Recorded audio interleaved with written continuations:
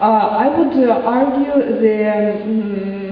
well, not argue, but I misunderstand. What do you preserve as intangible heritage? Yes, you can conserve the space itself, but the cultural perception changes, and other people who come 20 years later to this space, they won't feel inspired, and they won't feel the need to represent this feeling about panel environment in some art products. So my question is, what are you actually preserving as intangible heritage by conserving the space? I'm very happy that you asked the question.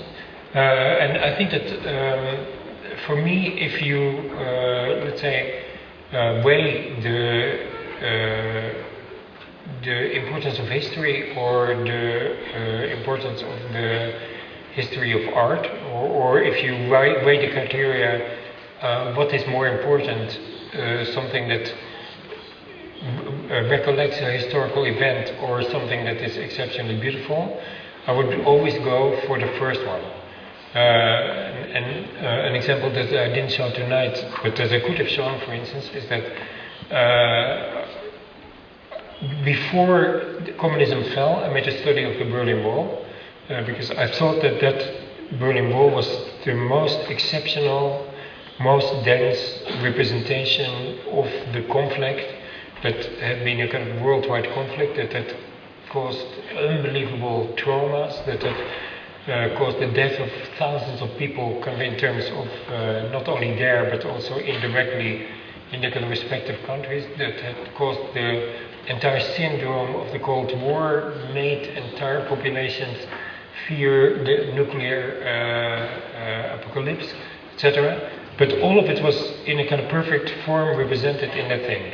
Now, and ironically, the first thing that happened after the war was a decision to get rid of it.